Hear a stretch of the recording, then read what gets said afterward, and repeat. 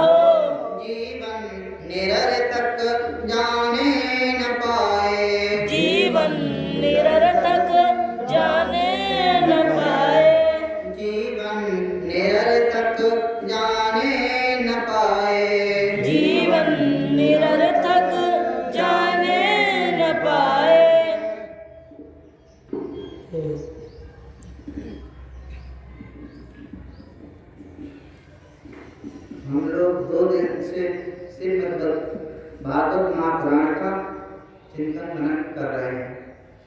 देखने में जो हमारा जो ग्रंथ है बहुत ही महापुराण दोनों तरीके से गहन भी है और विस्तार भी है। संत लोग इसी को 7 दिन में 5-5 घंटे 8-8 घंटे सुनाते हैं।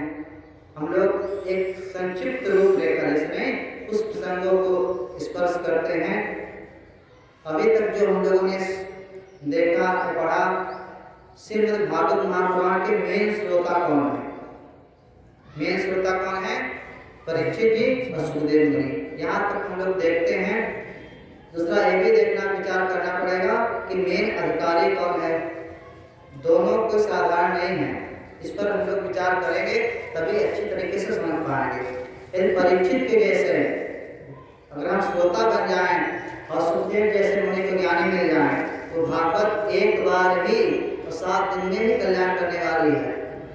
नहीं तो हम लोग सब उसी श्रेणी में आ रहा है कि सुनते तो हैं पर हम लोग कहते हैं कुछ, पर कहते हैं कि परीक्षित की जगह पर हम अपने को रख नहीं पाते। अब हम लोग विचार करते हैं कि संत लोग इस बात को बहुत अच्छे से समझाते हैं। कल यदि किसी व्यक्ति को यहीं से प्रारंभ करना चाहिए, यदि किसी व्यक्ति को पता चल जाए कि हम मरने वाले हैं, परीक्षित को यही तो ज्ञान हो गया था या बताया गया, श्राप प्राप्त कर गए थे कि तुम 7 दिन में ही मर जाओगे। ऐसा हमारे साथ में कि नहीं है? यदि हमारे साथ भी ऐसी घटना कुछ हो जाए और कोई आपको कुछ घटना हो जाए, कुछ ऐसी बात हो जाए, डॉक्टर कुछ ऐसी घटनाएं होती हैं, डॉक्टर लोग कहते हैं कैंसर हो जाए, कुछ घटनाएं होती तो कहते हैं कि 24 घंटे का अनुमान है या 2 महीने 3 महीने या 1 महीने 15 दिन जीवित रहेगा और इसको जितना आपने घर ले जा आप अपना जीवन इसका समय निकालो। यदि हमारे साथ ऐसा होता तो हम क्या करते हैं? परीक्षित के जीवन में ऐसी घटना हुई तो क्या किया? माने शास्त्र हमको ये सिखाना चाहते हैं कि पॉजिटिव विचार को लाओ, ना कि निगेटिव। परीक्षित के जीवन में घटना आती है, नारद के जीवन में घटनाएं आती हैं, जिस किसी भी शास्त्र से या अध्यात्म से जुड़ा होगा तो वो निगेटिव नहीं जाएगा, पॉजिटिव जाएगा। मोड़ वो उसका नहीं जाते कि कई भी घर में समस्या आ जाए, दुर्घटना हो जाए तो भगवान की तरफ हो, ना कि फांसी लगा लो, ना कि आग लगा लो, ना कि किसी का अहित करने की सोचो। तो कहा कि हम भी परीक्षित के जैसे विचार करें। यदि हमको भी पता चल जाए, पता तो है, हम सभी को पता है कि हम भी 7 दिन में जाएंगे। संत लोग बहुत अच्छे तरीके से इस बात को समझाना चाहते हैं, समझाते भी हैं कि 7 दिन उनके पास भी थे, 7 दिन हमारे पास भी हैं। विचार दृष्टि बदलनी पड़ेगी कि 7 ही दिन तो होते हैं और 7 दिन में ही कोई एक बार, सोमवार, मंगलवार, बुधवार कोई तो निश्चित होगा, पर हमें पता नहीं है। इस तरीके से समझाते हैं। ठीक है, हमको पता भी है पर हम प्रयत्नशील नहीं होते हैं। तो कहा है उसके लिए मोह के कारण हम उस बात को स्वीकार नहीं कर पाते। ठीक है, समझ भी गए कि विवेक शक्ति भी उत्पन्न हो गई, घर परिवार छोड़ दिया, किसी संत के पास चले गए, तो हम क्या करें? तो वही बताते हैं कि किसी को ऐसा बोध हो जाए कि 7 दिन में ही अपना कल्याण करना है और कोई संत भी मिल जाए तो हम कैसे क्या पूछ लें उनसे जाके। इसको सरल तरीके से सोचें कि सारे पृथ्वी में जितने भी लोग हैं 3 ही धरातल पर विचार करते हैं, 3 ही सुख पाने की कोशिश करते हैं। एक तो घर परिवार में सब ठीक ठाक रहे, कुछ लोग की बस्ती हो जाए और हर परलोक भी सही रहे। जो मध्यम वर्ग के व्यक्ति हैं वो ऐसा सोचते हैं कि हमारे परिवार का सब, उसको एक दोहे से समझने का प्रयास करना। भगवान ने सबको दिया है, किसी को कम किसी को ज्यादा, इच्छाएं कम ज्यादा हो सकती हैं। कि मात मिले पुनितात मिले, मात मिले पुनितात मिले, सुत व्रात मिले युवती सुखदाई, राज मिले गजवाज मिले, सब साज मिले मन वांछित फल पाई। लोक मिले विधि लोक मिले, परलोक मिले वैकुंठ ही जाई। सुंदर और मिले सबरी पर, संत समागम दुर्लभ भाई। सब कुछ ऐसा है कि भगवान ने दिया है। हर किसी घर में सुख, दारा और लक्ष्मी पापियों के घर हो, कि सबके घर में सहज ही कन्या ने विवाह किया, पति से संबंध जुड़ा, उसके साथ कितने एक बच्चे ने जन्म लिया, माँ बाप के माध्यम से आया है धरा पर, भाई बहन चाचा ताऊ नानी मौसी कितने रिश्तेदार सहज मिले कि एक तो भगवान ने एक के साथ फ्री दिया है, ताकि एक मनुष्य की मूलभूत होती है कि हमारे सगे संबंधी भी हो, परिवार भी हो, भगवान देते भी हैं। दूसरी सूक्ष्म वासना होती है, सूक्ष्म में प्रबल अच्छी से होती है कि सबके चित्त में होता है कि हमारे घर में श्लोक को पढ़ोगे जो पढ़ा है, रात मातु मिले, सारी चीजें भगवान की कृपा सब मातु मिले, पुनीतात्म मिले, सुतरात मिले, युवती सुखदाई, माने एक व्यक्ति के जीवन को दिखाया जाता है। माता पिता भी हैं, भाई बहन भी हैं, पत्नी भी अच्छी हो गई, अब लड़की है तो पति अच्छा मिल गया, सब कुछ मिल गया। फिर इच्छा होती है कि घर में कुछ संपत्ति हो,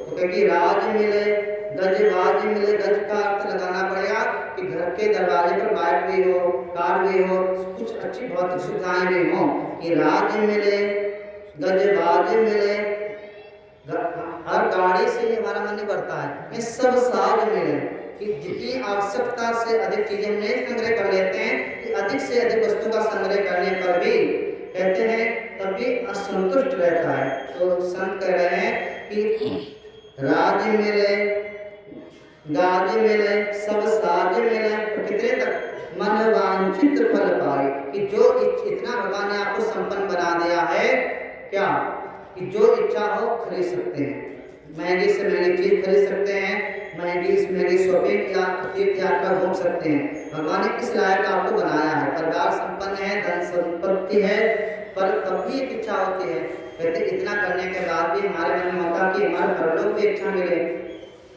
मनुष्य की सहज वृत्ति है, क्या वृत्ति है कि इस लोक में भी सही रहे, परलोक भी इच्छा रहे। तो उसके लिए जो धार्मिक है, आध्यात्मिक है या संतों से जुड़ा हुआ है, तो उसके मन में क्या भावना आती है कि लोक मिले, इतना धन संपत्ति हो जाए और समाज में आपका आदर ही ना हो, कहीं जाओ एक मामूली सामान्य इंसान भी आपकी इज्जत ना करे, तो मन में होता है कि कुछ तो सम्मान होना चाहिए। तो धन संपत्ति परिवार खुला हो रहा है, तो जब जाओगे तो अगर इस पृथ्वी लोक पर हम जहाँ कहीं जाते हैं तो लोक में, इस लोक में हमारा सम्मान भी है। पृथ्वी इतना माने तो विधायक बन गया, प्रधान बन गया कि नहीं वो बना, तब भी हमारे समाज में चार लोगों के बीच में हमारा सम्मान तो है कि लोक मिले, इस पृथ्वी लोक पर अच्छा खासा हमारा सम्मान है। लोक मिले, विधि लोक मिले, परलोक मिले, इसको समझ, इस पृथ्वी लोक पर हमारा अच्छा है।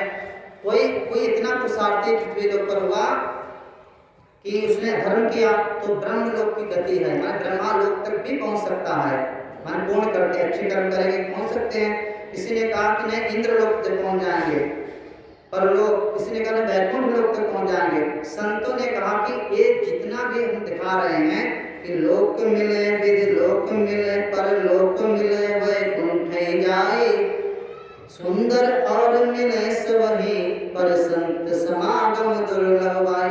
यहाँ पर ये निश्चित किया गया कि ब्रह्मलोक बुरा नहीं है। गीता जी पर अगर हम ध्यान देंगे, गहराई से चिंतन करेंगे, आप ब्रह्म भुवनान लोके, गीता जी में कहा, अनेकों शास्त्रों में कहा कि यदि किसी ने बहुत अच्छी सी तपस्या कर लिया और ब्रह्मलोक तक भी पहुंच गया, तो कहते हैं वहाँ क्रमति का विधान है, वहाँ भगवान के लोक में जाओगे तो कहते हैं रिजर्वेशन हो जाएगा आपका, कोई असुविधा नहीं रहेगी। तो ब्रह्मा जी अपने सृष्टि के क्रम कल्प के आद में आपको ज्ञान देंगे, मुक्त कर देंगे, माने एक ऐसा एडुकेशन हो जाएगा जिसके बाद आप इस धरा पर नहीं आओगे। दूसरा काम कि वैकुंठ लोक, हम लोग चाहते हैं कि इंद्र लोक चले जाएं, लेकिन वहाँ का भी दुख है कि पुण्य करके इंद्र लोक तक पहुँच सकते हैं, अगर पुण्य क्षय हो गए तो क्षीणे लोके मृत्यु लोकों में संति। फिर कहा कि वैकुंठ लोक सारे लोग तो मिल सकते हैं, पर संत लोग कहते हैं कि ये अच्छे हैं पर परम गति नहीं है। कल हम लोग पहले पढ़ा था कि ये किसी व्यक्ति को सब कुछ मिला है, क्यों ये श्रेष्ठ कहा जा रहा, तो विचार करना। हम लोग कहते हैं कितना प्राप्त होगा, क्यों, तो कहा कि वहां सब आने जाने वाला और दुखों का अंत नहीं होता है, परंतु ये जो हमारा सत्संग है, स्वाध्याय है, संत का मिलन है, वो इस सारे चक्रों को ही काट देता है कि सुंदर और मिले सब ही पर संत समागम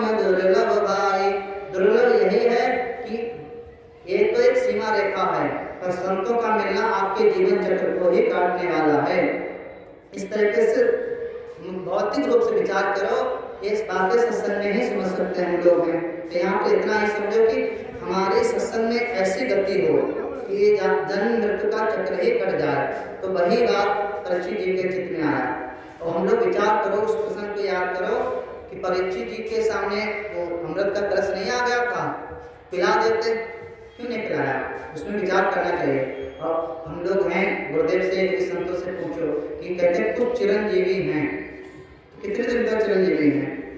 एक कल्प तक होंगे, कई कल्प तक हो जाएंगे। कि एक इनकी भी, जब ब्रह्मा जी भी चिरंजीवी नहीं है, उनका भी बदल जाएंगे विष्णु, तो काफी एक निश्चित सीमा रेखा है। परंतु एक ब्रह्म ज्ञान है, आत्मस्वरूप का बोध है, वो तो सारे बंधनों को ही काट देता है। तो वेदांत का है और गहन विषय है। तो यहाँ पे कहते हैं कि वो पिला देते, पर नहीं, उन्होंने कहा कि जो जन्म मृत्यु के चक्कर को काटना है।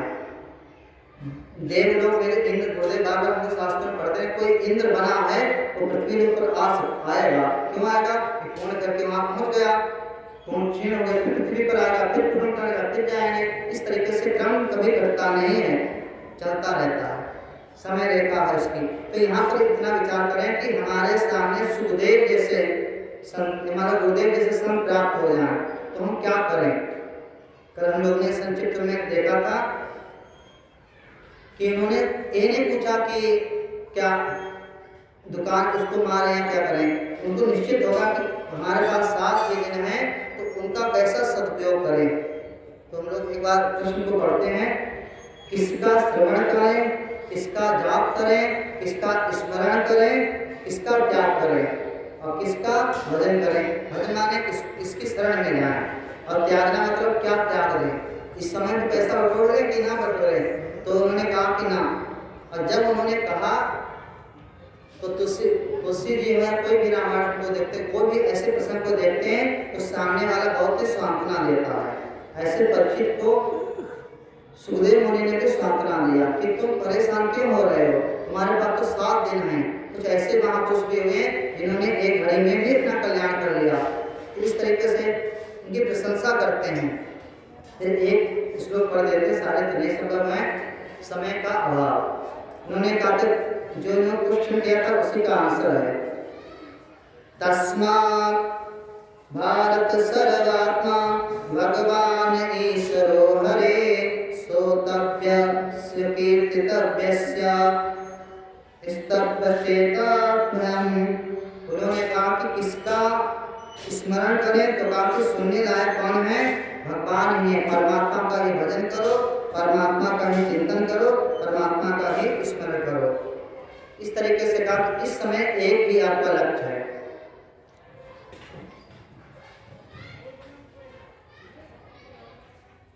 क्योंकि समय है, तीसरा दिन चल रहा, हम लोग ने अभी कथाओं में तो प्रवेश भी नहीं कर पाए। तो हम लोग देखते हैं कि इस तरीके से उन्होंने पूछना प्रारंभ करते हैं। तो उन्होंने परीक्षित से कहते हैं कि हे परीक्षित, हम तुमको सृष्टि के आदि से सुनाएंगे कथा। कुछ प्रसंग ऐसे होते हैं कि रामचरितमानस हो या माँ पार्वती ने शिव जी से कुछ पूछा था, तो शिव गीता को कहा गया। जब पढ़ोगे तो पूरा देखेंगे हम लोग, उसमें प्रसंग पूरा कर देते हैं। फिर उन्होंने कहा कि जो पहले हमने पूछा था विस्तार से सुनाइए। ऐसे परीक्षित भगवान ने, इन्होंने क्वेश्चन का मेन यही था क्या करें, बता दिया कि ये करें। कई अध्यायों में भगवान ने, सुखदेव मुनि ने अच्छे से विस्तार से को समझाया है, परंतु कहा कि संक्षेप में मत सुनाओ, हमारे पास 7 दिन है, करेंगे क्या? तो हमें विस्तार से सृष्टि के आदि से सुनाइए। तब यहाँ पर कहते हैं कि सृष्टि के मूल कौन है? हमारे सृष्टि कहाँ से उत्पन्न हुई? ब्रह्मा जी से उत्पन्न हुए। ब्रह्मा जी के मूल कौन है? भगवान विष्णु। तो यहाँ पर यही विचार करते हैं कि उन्होंने सृष्टि के आदि से कथा सुनाना प्रारंभ करते हैं।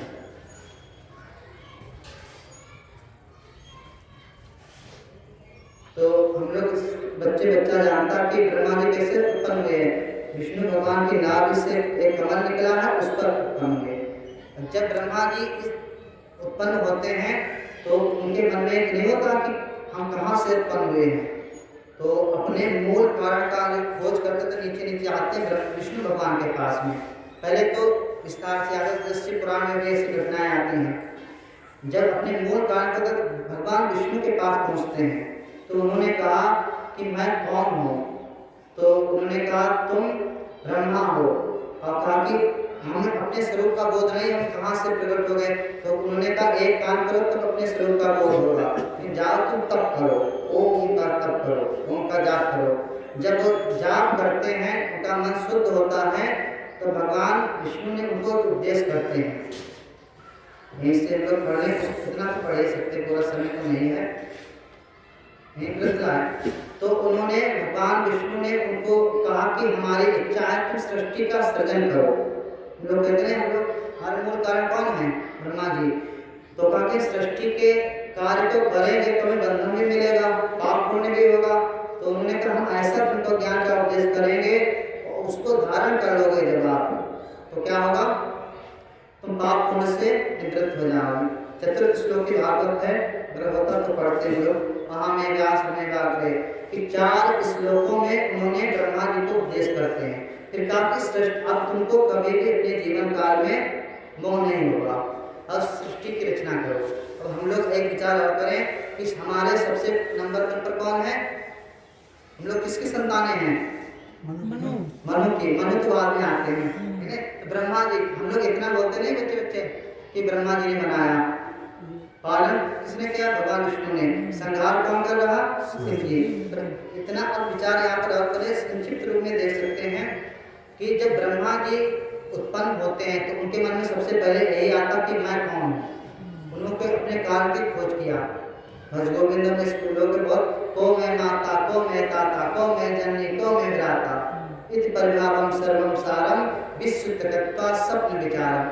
कि यदि हम इस संसार में आए हुए हैं तो मन में एक विचार करना चाहिए।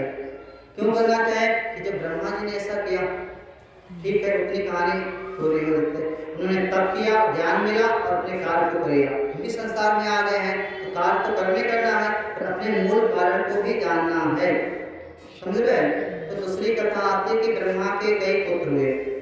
पुत्र मतलब उन्होंने मानसिक सृष्टि किया। तो सबसे पहले कौन उत्पन्न हुए थे? सनत कुमार, नारद जी।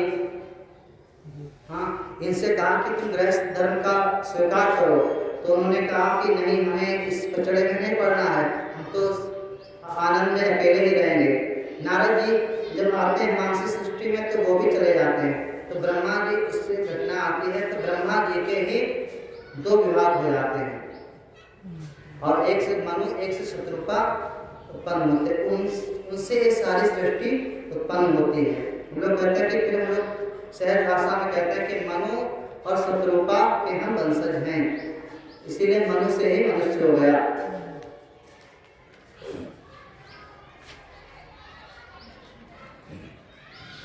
इसी तरीके से एक घटना और आती है बीच में।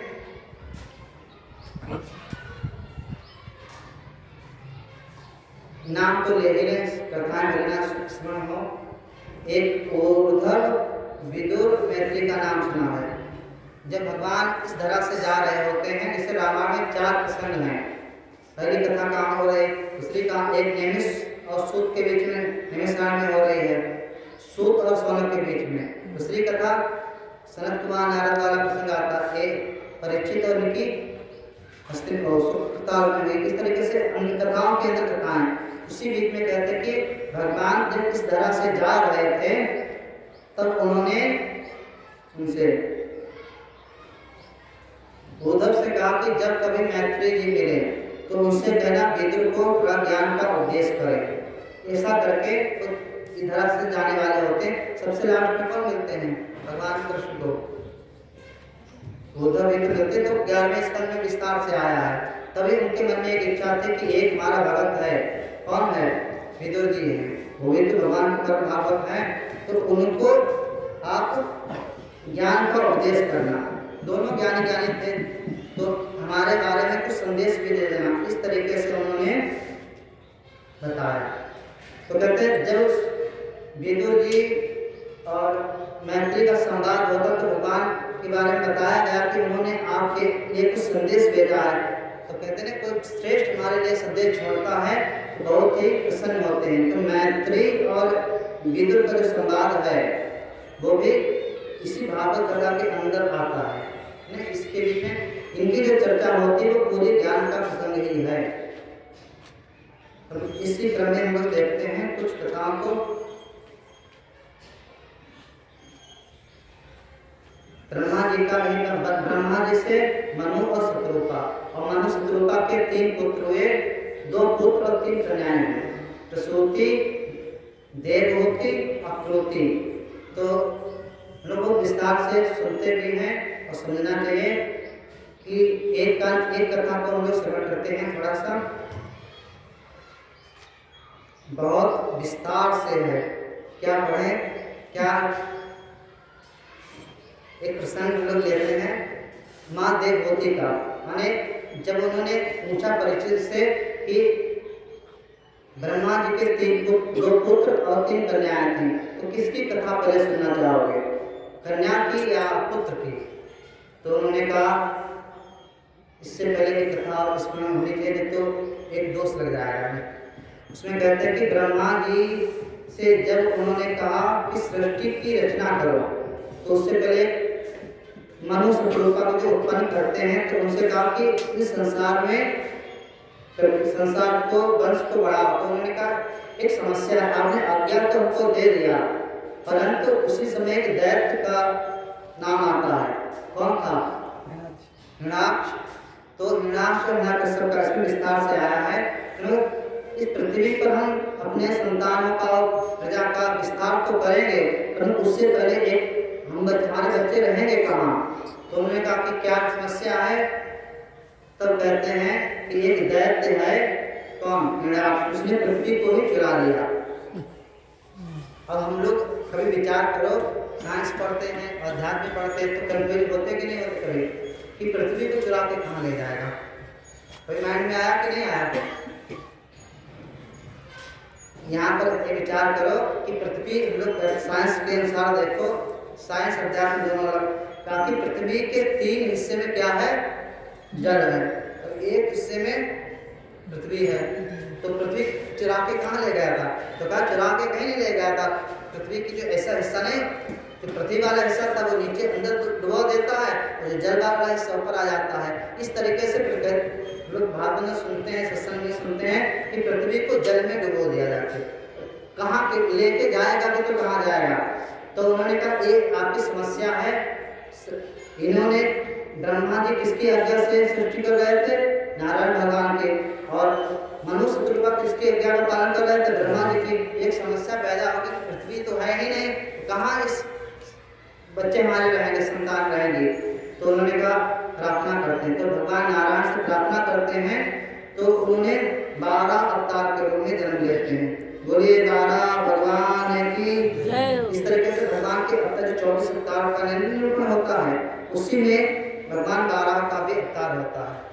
कई बार अभी गुरुदेव ने सुनाया था 10 मुख्य अवतार हैं। उसमें जैसे परशुराम हो गया, बलराम हो गया, बहुत छोटे छोटे हैं, कपिल मुनि आएंगे ऋषि में, तो बहुत से 10 मुख्य अवतार हैं। अब कुछ ऐसे गौड़ हैं जो ज़्यादा चर्चा नहीं होती है। तो यहाँ पर इतना दिखाया गया कि भगवान ने 12 अवतार लेकर के और हिरण्याक्ष से युद्ध करते हैं।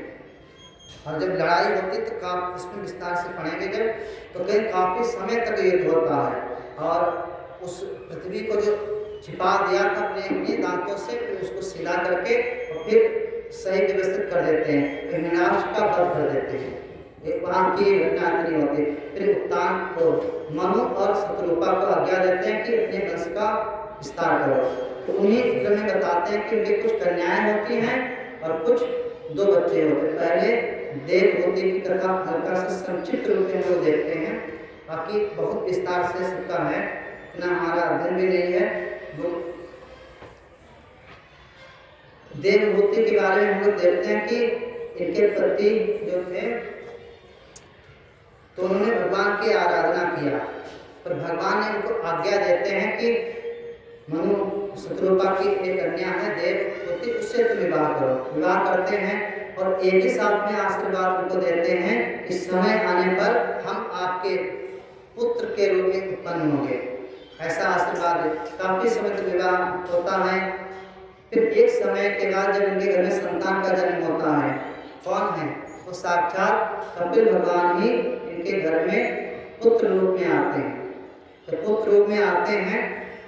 तो यहाँ पर गुरुदेव सभी संत कहते हैं कि भगवान तो के घर में आते हैं, उनके पिताजी तो वन को चले जाते हैं और कहते हैं कि अब हम जा रहे हैं भगवान के भजन में, एकांत में रहेंगे। तो घर पर कौन बचता है? माता जी और पुत्र। और पुत्र कौन है? क्योंकि वो यहाँ चर्चा आई है कि वो पुत्र के रूप में आए थे। ऐसा नहीं कि विस्मृत हो गया था कि जो उन्होंने कहा था पुत्र के रूप में आएंगे तो उन्होंने वो तो चले जाते। पर एक समय की घटना होती है कि माँ ने अपने बेटे से पूछा कि हे बेटा, कि ये जो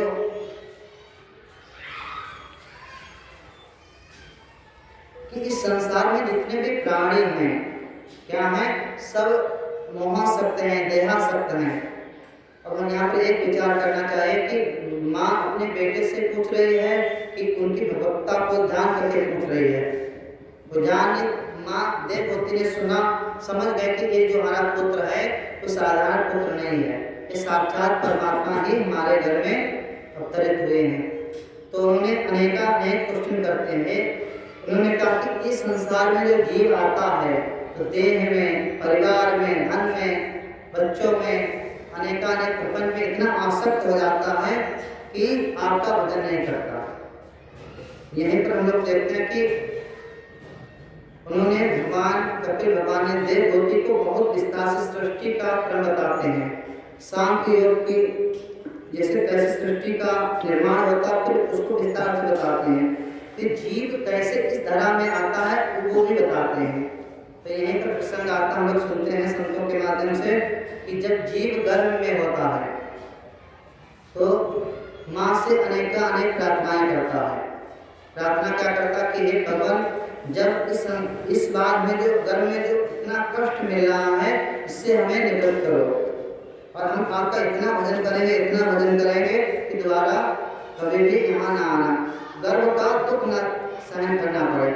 भगवान इस धरा पर उसको 9 महीने के बाद गर्भ से बाहर आता है और उसमें जब अपने आप पढ़ेंगे तो उसमें स्पष्ट लिखा है कि उसकी स्मरण शक्ति 7 महीने के बाद बच्चे की बुद्धि में थोड़ा ज्ञान जगता है और इतना माँ के गर्भ में बिल्कुल कुंडली मार के बच्चा रहता है और उस माँ खाती है, पीती है, गर्म बहुत ही उसकी नहीं त्वचा इतनी कोमल होती है। तो उसको वहाँ समझाने वाला कौन है? उसको कोई नहीं दिखाई देता। एक भगवान की याद आते हैं, जितनी भी उसके अंदर विवेक शक्ति होती है परमात्मा की कृपा से, इतनी प्रार्थना करता है कि हे भगवान, इस बार अगर हमें इस गर्भ के दुख से बाहर कर दें तो क्या करेंगे? इतना भजन करेंगे कि हम दोबारा कभी भी इस संसार में क्या है नहीं आए। जब आता है तो वहाँ पर ये भी स्पष्ट रूप से वर्णन किया गया कि जब गर्भ से आता तो उसको बहुत ही कष्ट होता है और उस कष्ट की वजह से वो जितना भी गर्भ में जो वादा किया था भगवान से ये भजन करेंगे, वो भजन करेंगे, तो पहले लगा कहाँ कहा था, कब कहा था, और सब भूल जाता है। इस सहज ही भगवान इसमें शास्त्र में वर्णन है कि वो ऐसे वादे करता है और सब विस्मृत हो जाता है। उसका परिणाम क्या होता है? उसी बाबा की भी कृपा स्पष्ट नहीं है कि भूमि परत जस डामर पानी और जस जीव हिमायाल पुटानी। क्यों ऐसा होता है कि इस संसार की जो माया है उसको अपने में समेट लेती है। बड़ा कठिन हो रहा हमें लगता है, नहीं ज़्यादा ज्ञान बचता नहीं है। तो इस तरीके से एक ज्ञान का प्रसंग है, थोड़ा कहानी के माध्यम से भी समझेंगे। तो यहाँ पर दिखाते हैं इस तरीके से अनेकानेक फिर कहते हैं कि माँ अपनी माँ को देवभूति को उन्होंने तत्व ज्ञान का उपदेश करते हैं और वो सिद्ध हो जाती हैं। और हम लोग एक अच्छी घटना है जो हमारे समझ में सुना है माता जी से और कई लोगों से। गुरुदेव ने एक स्थान पर पढ़ाई किया है, मैंने गुरुकुल में रह के। वो कौन सा स्थान है? नाम तो सुना होगा, सिद्धबाड़ी। तो कहते वो वही स्थान है जहाँ पर माँ देवभूति को भगवान कपिल ने ज्ञान का उपदेश किया और कहा कि जो ज्ञानी हो जाता है उसका जन्म होता कि नहीं होता है? नहीं होता। तो कहा कि वो उनका जन्म नहीं हुआ, वो नदी के रूप में प्रवाहित हो जाती है। तो वहाँ एक नदी भी बहती है तो वो उस नदी के रूप में माँ सिद्ध हो जाती है, जल के रूप में निरंतर बहते रहते हैं। कई बार गुरुदेव ने अपने सत्संग में बोलते रहते हैं कि ज्ञानी की कभी मृत्यु नहीं होती है ना, देह तो त्यागेगा, वो तो है। हम लोग कहते हैं गुरु जी हमारे दादा गुरुदेव हैं, उनका शरीर तो चला गया पर तत्व की रूप में हमारे सामने विद्यमान, ज्ञान के रूप में, गुरु परंपरा के रूप में हमारे सामने विद्यमान। ज्ञानी कभी मरता नहीं, इस तरीके से वहां कहा गया।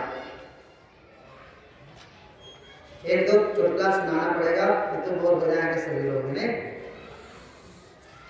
अभी हम लोग बार बार कहते हैं कि संत हैं, शास्त्र हैं, अनेकानेक ग्रंथ भी हैं, समझाने का प्रयास भी करते हैं, कभी बुद्धि में फंसता नहीं है। कहाँ है कि शिव चतुरानन जाहि डराई, अपर जीव कहीं लेके मानी। जब ब्रह्मा विष्णु महेश, अभी भागवत में पढ़ते हैं कि भगवान की माया को देख के ब्रह्मा जी भी मोहित हो जाते हैं, माँ सती मोहित हो जाती हैं, तो अच्छे अच्छे विद्वान लोग मोहित हो जाते, तो हम मोहित हो जाते। तो यहाँ पर कहा गया कि बहुत ही कठिन है, दुस्तर है। इसको सरल तरीके से अगर हम किसी समाज में जाएं और कहें कि चलो सत्संग में चलें, तो हमारे घर परिवार में सबके घर में काम है, आप हैं या आश्रम हो या कोई भी, तो कोई भी सहजता को तो आना नहीं चाहता। क्यों? अनेकों जंजाल हैं। तो इसको सरल तरीके से समझाएं। सुने, ऐसे ही जैसे हम लोग स्वाध्याय सत्संग करते रहते हैं या कहीं एक पंडाल लगा हुआ था, इसने एक आयोजन करा है बहुत बड़ा सा, क्या सत्संग का आयोजन, भागवत कथा चल रही थी, तो सभी लोग आ रहे थे सुनने के लिए। उसी शहर में, उसी नगर में एक सेठ जी भी रहते थे। सेठ जी रहते थे तो उनकी पत्नी तो डेली आ रहे थे सत्संग में, पर उनके पिताजी, उनकी पत्नी तो डेली आ रहे थे, पति देव वो नहीं आ रहे थे। तो एक कभी यार हम सत्संग में जाते हैं तो अच्छा लगता है सत्संग सुनना। जब अच्छा लगता है तो एक दूसरे को बुलाते हैं, तीसरे को बुलाते हैं। तो उनका उद्देश्य इतना था कि हमारे पति देव भी एक दिन सत्संग सुन के आए। पहले दिन गए, नहीं गए, दूसरे दिन वो इसलिए नहीं जा रहे थे, वो सेठ थे और सेठ लोगों के विस्तार ज़्यादा कार्य रहता है।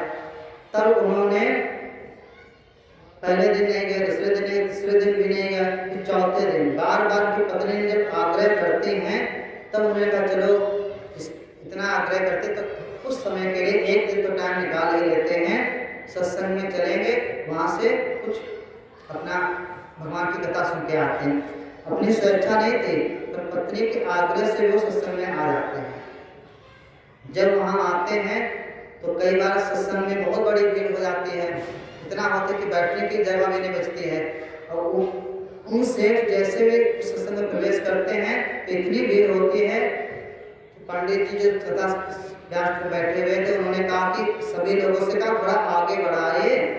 और कई बार हम लोग देखते हैं ज़्यादा भीड़ होती तो परिचित होता या कोई होता तो कहते आइए आइए, तो उन्होंने मंच से ऐसे बोला कि आइए आइए। तो पंडित जी तो ऐसे बोल देते और कथा चलती रहती है। सेठ जी भी आते हैं, बैठ जाते हैं। वहाँ पर देखते घटना ऐसी होती है कि हर आदमी अपना अपना उद्देश्य लेके आता है।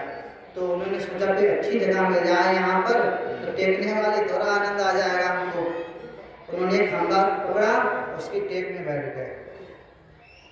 कथा व्यास ने इतने बोला था आइए आइए, जब वो बैठ गए तो काफी बैठिए बैठिए, दो शब्द बोले। कथा चलती रही, धीरे धीरे उनको थोड़ा आराम मिला, शरीर की कथा थोड़ा भारी था, सो गए। और सो गए कुछ समय के बाद, घंटे 2-2.5, कई बार भागवत कथा लंबी होती है, 3 घंटे तक चलती है, 4 घंटे तक होती हैं, और सो जाते हैं कथा में। कुछ समय के बाद जब कथा पूर्ण हो जाती है तब सब लोग उठने लगते हैं। जब उठते हैं तो उनकी भी नींद खुल जाती है। और जैसे नींद खुलती है तो पंडित जी, कई बार हम लोग देखते हैं, कई बार का 99% कि कुछ लोग ऐसे होते प्रसाद लेने के चक्कर में नहीं रहते हैं, वो सब जल्दी जल्दी भाग जाएं। तो सभी लोग भागा दौड़ी करने लगे। तो व्यासपीठ से उन्होंने कहा कि रुकिए, ठहरिए ठहरिए और बिना प्रसाद लिए मत जाइए, क्योंकि कि बिना जब प्रसाद का व्यवस्था की गई तो प्रसाद भगवान का भोग जो लगा है यहाँ मंच से व्यास से, वो सबको प्राप्त हो, उसको लिए मत जाना। तो इतना उन्होंने सुन लिया। प्रसाद लेते हैं, घर जाते हैं और अपने तो घर आते तो एक बात है, तुलसी बाबा की चौपाइयाँ हैं, रामायण पढ़ते बड़ा आनंद आता है कि कोई सत्संग में तो जाता है पर कभी सुन के नहीं आता है कि सर निंदा कईता ही बुझावा, कि उस सरोवर सत्संग में जो ज्ञान गंगाती है, जो भी व्यास ने जो भी वंश से ज्ञान सत्संग सुनते हैं, कई बार ऐसा होता है कि समझ में नहीं आता है, कठिन विषय होता है। तो यहाँ पर सेठ के सामने भी यही घटना हुई। सत्संग में गए तो थे, जाते हैं तो टेक मिलती सो जाते, 2-3-2.5 घंटे सोते हैं, सत्संग पूर्ण होता है, वहाँ से प्रसाद लेके वापस चले आते। तो पत्नी से पत्नी चढ़ाने लगते हैं। उन्होंने कहा कि तुमने हमारा एक दिन का व्यापार का नुकसान कराया है, अगर हम एक दिन नहीं जाते तो कुछ तो 1000-2000 रुपये की इनकम होती और हमारा समय भी बर्बाद हुआ और हमें नहीं पसंद है। हमने देखा सत्संग में कुछ नहीं होता है, क्या होता है, उन्होंने कहा इतना ही होता है, पंडित जी बैठे रहते हैं और कहते हैं आइए आइए बैठिए बैठिए, और बस थोड़ी देर के बाद हम देखा कि रुकिए रुकिए ठहरिए ठहरिए, बिना प्रसाद लिए मत जाइए। और सत्संग में इससे क्या होता है, उनकी गलती नहीं थी कि उन्होंने इतने सुना था, गए थे, सो गए थे, उठे प्रसाद लिए चले आए। जब उन्होंने पत्नी से समझ गए कि उनका शरीर भारी है, कई बार कुछ होता है इस समझ में नहीं आता, तो ऐसी घटनाएं होती हैं, तो वहाँ पर उन्होंने अपनी पत्नी को एक दिन चढ़ाना शुरू किया ताकि हमारा समय बर्बाद किया। एक बार किसी का एक स्वभाव मिले तो क्या कलाम होते हैं कि जब मौका मिले, जिस समय मिले तो पत्नी से बोलने कि सत्संग में इतना ही होता है, आइए आइए बैठिए बैठिए ठहरिए ठहरिए, बिना प्रसाद लिए मत जाइए। जब उनके जीवन में ऐसा हुआ, महीनों 6 महीने कम से कम 6 महीने का समय बीत जाता है और कभी कभी ऐसा बोलते रहते हैं। एक समय पुरानी घटना है, आज के समय की नहीं है, कि कच्चे मकान पहले ज़्यादातर, आजकल 99% पक्के हो गए। तो सेठ जी थे, प्रतिष्ठित थे, व्यापार भी था उनके पास में, तो कुछ चोरों ने उनके घर में सेंध लगा देते हैं और रात में 11-12 बजे सेंध लगाते लगाते उनके घर में जहाँ का बेडरूम होता वहाँ तक पहुँचते हैं। और पंडित जी को सपना देख, तो सेठ जी सपना देख रहे थे। सपने का मतलब ये है कि सबका, हम भी कई बार अपना हम बता रहे हैं, कई बार हम भी ऐसा कई सपना देते हैं, बोल देते हैं, चिल्ला देते हैं। एक बार हमें याद अपने हरिद्वार में हम अभी 2 ही लोग थे, चित्त में जो चलता है भाई प्रकट हो जाता है। रात में था, हम सो रहे, पता नहीं क्या सपना देखा, हमें लगा कि गैस सिलेंडर लीक कर रहा है और वो लीक गैस भी चल रही, तो हमने चिल्लाया कि भागो तो दब जाएगा। इतना बोला तुम्हारे जिससे बोले नींद में, तो जवान से बोल दिए और बैठ गए। तो उन्होंने क्या हुआ, तो हमें पता था क्या हुआ, तो हमें लगा कि सिलेंडर फटेगा तो घटना हो जाएगी। सपना भी देख रहे, वाणी से बोल भी दिया। तो ऐसे ही कुछ लोग ऐसे भी होते, सपना भी देखते रहते हैं, बड़बड़ाते रहते हैं। तो वही स्वभाव उनका सेठ जी का भी था, पंडित जी का बड़ा नाम आ रहा। तो उन्होंने सपने, उस समय यही सपना देख रहे हैं कि सत्संग वाला, उन्होंने मन में सपना चिल्ला रहे थे, बड़बड़ा रहे थे कि आइए आइए, और जैसे उन्होंने सपने में ऐसा आइए आइए बोला, तो चोर तो अंदर तक प्रवेश कर चुके थे, परंतु थोड़ा सावधान होते हैं, सावधान होते कि लगता है कोई जग रहा है, और जब जगेगा तो तुम चोरी नहीं कर सकते हैं, और अलर्ट होते हैं तो तब तक कहा कि लगता है कोई जग रहा, तो सावधानी पूर्वक उनको चोरी करनी पड़ेगी, नहीं तो पकड़े जाएंगे। तब तक दूसरी आवाज़ आती बैठिए बैठिए, तो कहा कि हो सकता कि थोड़ी देर का कुछ सपना देख, मन में आता कुछ सपना देख रहा है, कुछ घटना ऐसी हुई हो, तो थोड़ी देर पर दबे पाँव वापस मुड़ते हैं और फिर कोई सेठ से नया शब्द बोलते हैं कि ठहरिए ठहरिए, माने रुकिए रुकिए। तो कहा, चोरों ने कहा कि लगता है कोई देख रहा है, और अगर पकड़ लिए गए तो इतना उनके अंदर विचार आते ही तब तक सेठ जी चौथा शब्द बोल देते हैं कि ठहरिए ठहरिए, रुकिए रुकिए, बिना प्रसाद लिए मत जाइए। जैसे वो इतना बोलते हैं तो चोर वहाँ से बहुत तेजी से भागते हैं। भागते क्यों हैं कि प्रसाद शब्द का हम लोग कहते कई अर्थ निकालते हैं कि प्रसाद अगर पकड़ लिए गए तो अच्छे से प्रसाद मिलेगा। तो उन्होंने कहा कि जान बची तो लाखों पाए, लौट के मृत्यु घर को आए, कि अगर हम यहाँ चोरी किया, पकड़ लिए गए, कोतवाली जाएंगे या राजा के यहाँ जाएंगे, समाज में ऐसा होता कि कोई केस होता है और जितनी भी चोरियां होती सब उसी पर लगा दिया जाता है, या ऐसे कोतवाली पुलिस थाने में भी ऐसा होता। तो तो उन्हें कहा अगर हम पकड़े गए सामान तो मिलेगा नहीं, और जितनी अभी तक चोरियां हुई तो हमारे लोगों के ऊपर आएंगे, पीटे भी जाएंगे, कुछ मिलेगा भी नहीं। इतना सुनते ही कुछ लोग सब भाग जाते हैं वहाँ से। और वहाँ पर देखते हैं कि अगले दिन सुबह होती है, सब देखते हैं कि घर में बड़ा सा होल हो गया है और कोई आया था। और फिर सबसे पहले हम लोग क्या देखेंगे, कुछ इम्पोर्टेंट चीज़ें, महंगी चीज़ें। हम लोग क्या देखेंगे, मोबाइल है ठीक ठाक, ATM ठीक ठाक है, कैश ठीक ठाक है, सोना चांदी जो है। तो उन्होंने अपनी तिजोरी देखी जाके सबसे पहले नंबर में कि सेफ है, ना लाख टूटा था ना कुछ, और महंगी चीज़ें जो इम्पोर्टेंट थी वो देखी। बाकी बड़ी चीज़ें मोटी चीज़ें कोई ध्यान नहीं देता। उन्होंने कहा सेंध तो लगी हुई है, सब कुछ हुआ, पर कुछ चोरी हुआ है ऐसा प्रतीत नहीं होता है। तो थोड़ी देर के बाद विचार करते हैं कि ऐसा कैसे हो सकता है। मन में आएगा कि चोर ने इतनी मेहनत किया और चोरी भी नहीं किया, वापस भी चले गए, तो क्या इसमें रहस्य है। तो कोई भी तुम्हारे पास रहता है तो जानता तो है, क्या करते हैं। तो उनकी पत्नी ने कहा कि हे पतिदेव, आपने एक बार सत्संग सुनने गए थे और जब से वो सुन के आए हो तब तक हमको रोज एक ही बात को रिपीट करते हैं, आइए आइए, बैठिए बैठिए, ठहरिए ठहरिए, बिना कुछ। आप जब कभी सोते हैं तो कभी कभी ये बड़बड़ाते रहते हैं। हमें लगता है कि जिस समय आप सो रहे थे उसी बीच में चोर भी आए होंगे, और आप यही सपना देख रहे होंगे। इस घटना के फलस्वरूप तो चोर अंदर तो आ जाते हैं पर कुछ भी सामान नहीं ले जा पाया था। तो वहाँ पर एक शिक्षा दी गई कि देखो, जान के तो नहीं गए थे वहाँ पर सत्संग में, जबरदस्ती गए थे। तो कहते हैं कि सत्संग में संत से, अध्यात्म से जुड़ने से, ताकि किसी ने भक्ति किया हो, उसका मन दुखी हो, कष्ट मिलना अलग की बात है, मन दुखी होना दूसरी बात है। तो कहा कि श्रेष्ठ संग करोगे, सत्संग से जुड़ोगे तो आध्यात्मिक लाभ तो मिलेगा ही मिलेगा, भौतिक लाभ भी मिलेगा। माने जो अनजाने में उनको इतना लाभ मिल गया, हो सकता है कि बड़ा चोरी हो जाता, उस दिन तो 2000 रुपये का नुकसान हुआ, एक दिन में इनकम हुई होगी, तो उस दिन चोरी हो जाती तो 10,000 रुपये चले जाते। तो वहाँ पर कहने का हर तरीके से सत्संग संत हमारा कल्याण ही करते हैं। इस कथा से इतना ही समझना चाहिए। आगे हम लोग देखते हैं विस्तार से। विस्तार क्या है, कथाएं।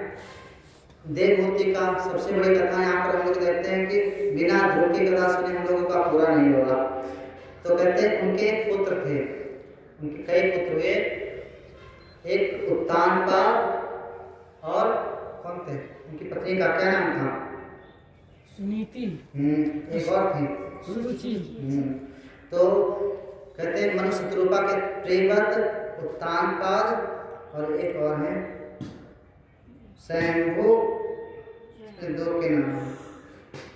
तो यहाँ पर हम लोग उत्तानपाद और उनकी पत्नी सुनीति और सूर्य की कथा कथा पढ़ने के चतुर्थ स्कंद में ये आता है। विस्तार से है, हम लोग जितना समझते हैं ये सब लोग सुनाते हुए, सुनाना भी चाहिए कि हम लोग बार बार नहीं कहते कि भागवत है।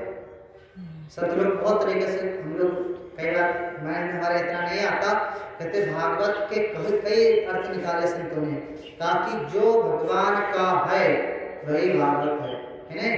इसका नाम भागवत क्यों करा, क्योंकि भगवान की कथाएं हैं इसलिए भागवत है।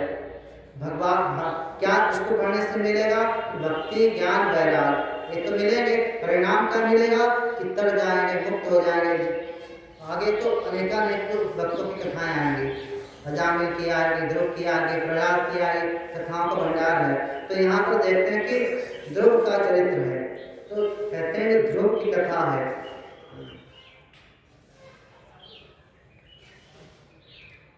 उत्तानपाद की दो पत्नी थी, एक थी सुनीति और दूसरी सुरुचि। गुरुदेव बड़े सरल शब्दों में समझाते हैं कि हम भी उत्तानपाद भी सुन रहे थे, कहते हम जो जीव हैं, जो परीक्षित को कराया गया कि हमारी कथा अगर नहीं जुड़ेगी उससे मन तो समझ में नहीं आए। तो उत्तानपाद कौन है, ये जीव ही उत्तानपाद है और इसकी दो पत्नियां हैं।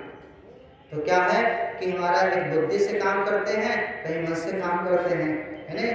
कभी तो कहते हमसे कोई बच्चा छोटा होता है उससे को पढ़ो, समझ रहे, तो उसको अच्छा नहीं लगता, तो वो मन के अनुकूल कि जो हमें नीति की बातें जो होती हैं वो समझ में नहीं आती या अच्छी नहीं लगती, और जो मन को प्रिय लगने वाली हो, इंद्रियों को प्रिय लगने वाली हो, वो चीज़ें हमको रुचिकर लगती हैं। तो उत्तान पाद की 2 पत्नियां थी, परंतु उनको क्या था, सुनीति अच्छी प्रिय नहीं लगती थी, सुरुचि ही प्रिय लगती थी। उनके 2 पुत्र थे, एक माने एक सुनीति का पुत्र था, एक सुरुचि का। सुनीति का पुत्र का क्या नाम था, ध्रुव, और सुरुचि का उत्तम। एक कहानी विस्तार से आती है जितना हम लोग समझते हैं।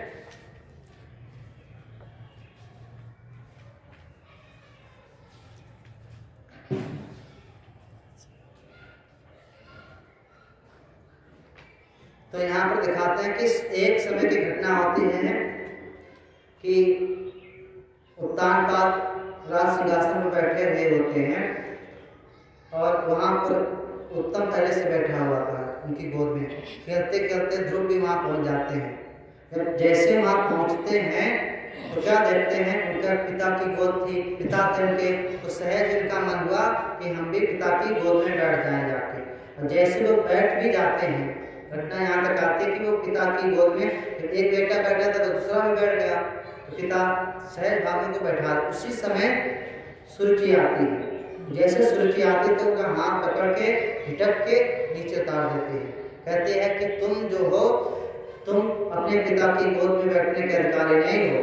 पिता तो तुम, पुत्र तो उनके हो, परंतु बेटे हमारे नहीं हो, इसलिए तुम इनकी गोद में नहीं बैठ सकते।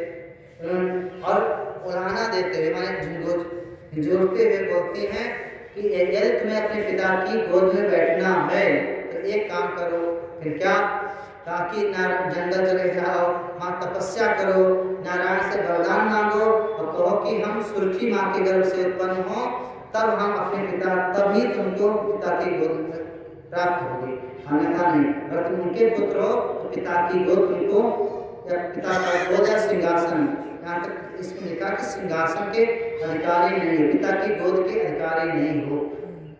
छोटा बच्चे थे, 5-7 साल के, बहुत दुख होता है। यहाँ पर हम लोग देखते हैं कि और भी संतों को सुनो, अपने आप पढ़ो, अपने बारे में घटनाएं टीवी सीरियल के माध्यम से भी देखते हैं, तो कहते हैं कि इतनी घटना हो जाने के बावजूद भी क्या होता है कि उत्तान पाद एक भी शब्द प्रयोग बोलते नहीं हैं। डांट सकते थे अपनी पत्नी को, पर बच्चे के मन को रखने के लिए उन्होंने एक भी शब्द नहीं बोला। और क्या होता है कि बच्चा रोता रोता बहुत तेजी से, जैसे छोटा बच्चा है खिलौना टूट जाए, रोता है, रोते रोते अपनी माँ के पास आते हैं। कहते हैं, पूरी घटना बताते हैं। यहाँ पर देखते हैं कि जब वो अपनी माँ के पास जाते हैं तो उन्होंने कहा कि जो तुम्हारी माँ ने बोला है वो सत्य ही बोला है। विस्तार से पढ़ेंगे, कभी सुनेंगे, प्रसंग को लेंगे हम लोग। तो आप कहते हैं,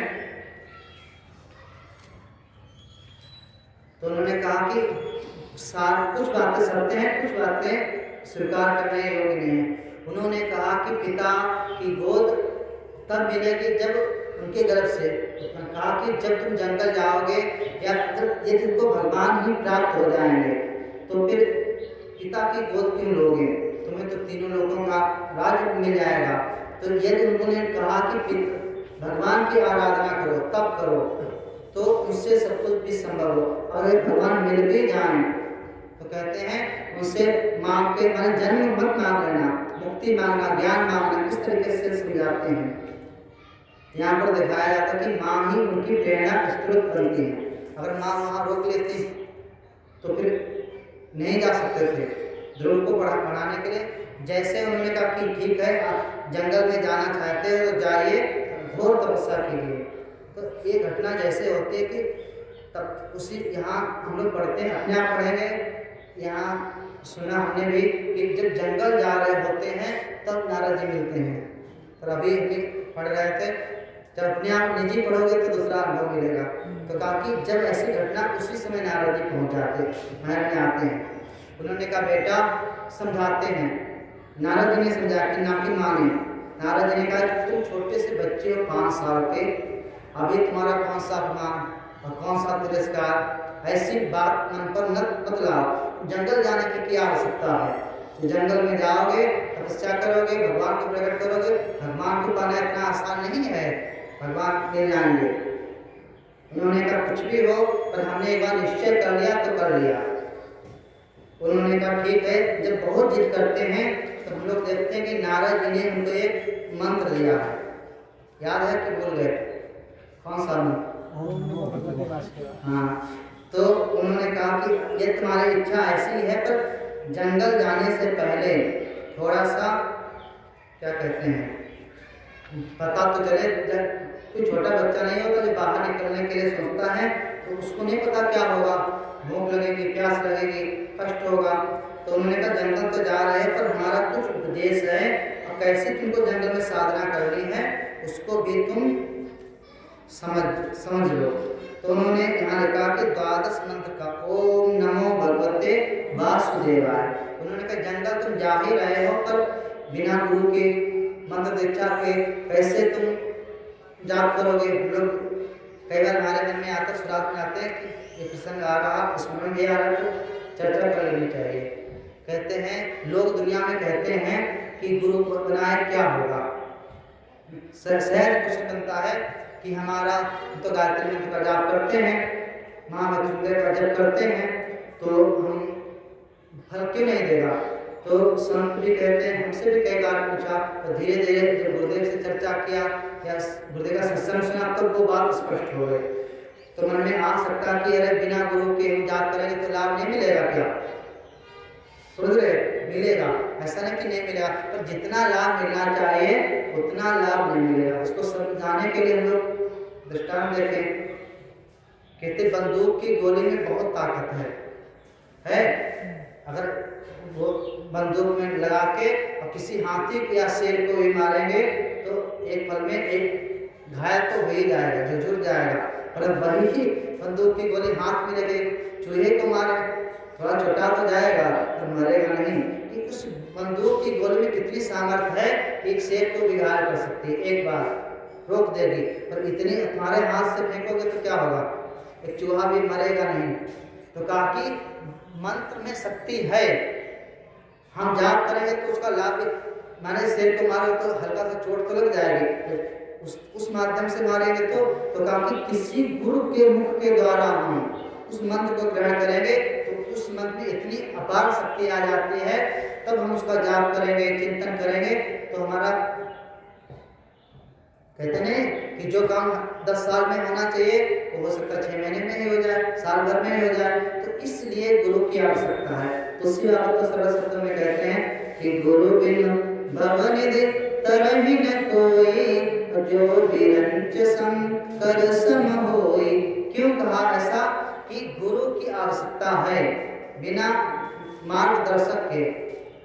तो यहाँ मंत्र दीक्षा देते हैं ताकि आज से तुम्हारे चेहरे बन जाओ, गुरु मंत्र लो। और यहाँ पर विस्तार से आया है कि तुम कैसे कैसे वहाँ रहना। ध्रुव जी वहाँ जंगल को जाते हैं, बहुत मार्मिक प्रसंग है और संत लोग गुरुदेव बहुत अच्छे विस्तार से सुनाते भी हैं। इतना बुद्धि में स्मरण है जितना वाणी में आ रहा। कहते हैं कि कई बार संत लोग मंत्र तो दे दिया, गुरुदेव ने दीक्षा भी दे दी, हम लोग जाप ना करें। तो उनकी जैसे ध्रुव के अंदर तीव्र इच्छा थी कि परमात्मा की हमको प्राप्ति हो जाए, यही तो इच्छा थी। तो जंगल जाते हैं तो पहले शरीर को भी चलाना, घास पत्ते खाते हैं, 1 महीने तक ऐसा ही जाप करते हैं, परंतु उससे भी भगवान के दर्शन नहीं होते हैं। 2 महीने में अपनी साधना और बढ़ाते हैं, 3 महीने में और बढ़ाते हैं। इस तरीके से 6 महीने बीत जाते हैं और 6 महीने के बाद कहते अपनी प्राण वायु को, अपान वायु को बिल्कुल स्थित करके तो रोक देते हैं। तब कहते हैं कि सृष्टि में जो नहीं थोड़ा डगमगाती है। कहते हैं कि कोई ऐसा भक्त है जो इतनी साधना में संलग्न है, मानी उनकी स्टेप बाय स्टेप जो साधना थी बढ़ रही थी वहाँ पर। यहाँ पर एक विचार करो कि हम लोग साधना करें या किसी भगवान की पूजा करते हैं, शिव जी हो, दुर्गा माँ हो या हनुमान जी, थोड़े दिन पूजा करते हैं फिर सोचते हैं कि इनमें कोई वो शक्ति नहीं है जितना होना चाहिए। कि या तो मंत्र में संशय करेंगे या गुरु जी में संशय करेंगे या तो जो भगवान विग्रह हैं उन्हीं में संशय करेंगे। पर ध्रुव की निष्ठा देखो, उन्होंने ना गुरु जी पर संशय किया, अरे गुरु जी ने कैसे मंत्र दे दिया, ना मंत्र पर संशय किया कि अरे इस मंत्र में कोई ताकत नहीं है, भगवान प्रकट नहीं हो रहे, आ नहीं रहे। तीसरी बात कहे कि अपनी कमी को ढूंढना, साधक जो होता है अपनी कमी को ढूंढता, कि उन्होंने कहा हमारी ही साधना में कुछ कमी है इसलिए परमात्मा नहीं आ रहे। उनका निश्चय पक्का था कि बिना भगवान के दर्शन किए लौटेंगे नहीं। जब 6 महीने बीत जाते, बिल्कुल अपने अपान प्राण को प्राणवायु को सब कुछ एकाग्रचित्त हो जाते ध्यान मुद्रा में, तब भगवान प्रकट होते हैं। वहाँ स्थान से आता है, कहते छोटे से बच्चे थे, मंत्र तो आता नहीं था, वेद का कोई ना ज़्यादा ज्ञान था, तो जब प्रकट होते हैं कई बार ऐसा होता है कि सामने कोई गुरु जी आ जाए श्रेष्ठ हो या तो बुद्धि काम नहीं करती है, तो ऐसी ही स्थिति इनकी ध्रुव की भी हो जाती है कि भगवान को सामने देखते हैं तो इनका मन बिल्कुल शांत है और ये समझ में नहीं आता कि क्या करें, फूल चढ़ाएं, पत्ती चढ़ाएं, क्या को प्रार्थना करें। जब भगवान को देख कर जो भगवान मुस्कुराते हैं, उनके हाथ में चक्र होता है और उनके गाल को धीरे से छुआ देते हैं, उनकी बुद्धि जगती है और उन्होंने भगवान की प्रार्थना करते हैं। जब प्रार्थना करते हैं माने स्तुति करते हैं भगवान की, उसके बाद भगवान ने उनको पूछा कुछ मांग लो। उनकी इच्छा थोड़ी सी थी, भगवान जब देंगे तो बहुत कुछ दे देते हैं। तो उन्होंने कहा कि हे ध्रुव, तुम जिस उद्देश्य को लेके आए थे हमारा दर्शन भी हो गया, और जिस पद के लिए आए थे वो इस पृथ्वी लोक का तो पद मिलेगा ही मिलेगा, पर जब शरीर तुम्हारा शांत होगा तुम्हें अटल पद मिलेगा जो कभी भी कोई तुमसे छीन नहीं सकता। हम लोग देखते कि ध्रुव तारा जो नहीं निकलता है वो वही है। और दूसरी घटना एक और आती है यहीं पर कि जब ध्रुव का शरीर शांत होता है तो वो मृत्यु के सर पर पैर रख के आगे बढ़ते हैं। और ध्रुव जी तो जा रहे थे, मैंने संक्षिप्त रूप में हम लोग देख रहे हैं, तो वहाँ तो कहते हैं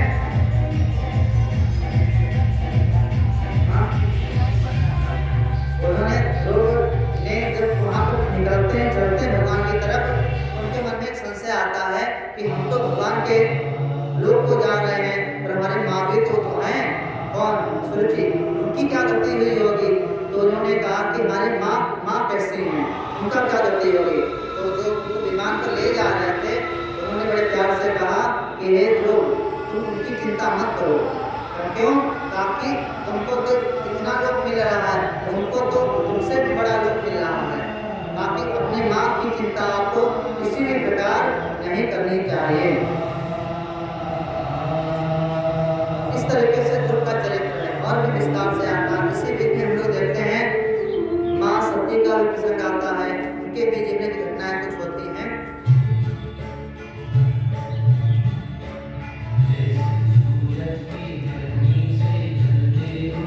अनेकानेक भक्तों की कथाएं हैं, राजा बैन है, पृथु है,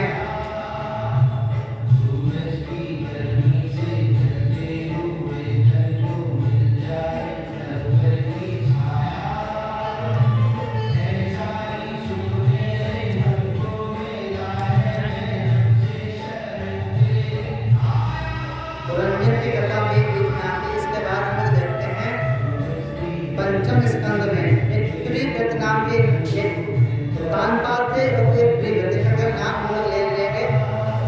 इनको व्रत करना बहुत ही पसंद था। व्रत मतलब इतना ही समझे कि गुरुदेव सरल जगह समझाने का प्रयास करते हैं। व्रत माने एक नियम पर जीवन में एक संकल्प लिया, विचार लिया,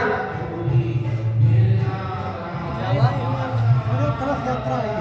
हाँ? कलश यात्रा बंद कर आरती कराई जाए। पुराण में अनेकानेक भक्तों की अनेकानेक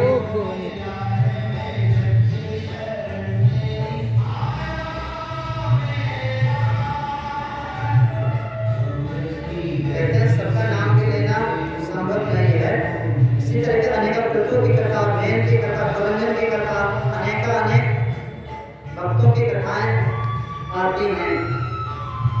चतुर्थ स्कंद में, 8वें स्कंद में एक कथा है जिसको हम लोग स्मरण करते हैं, जड़ भरत की कथा।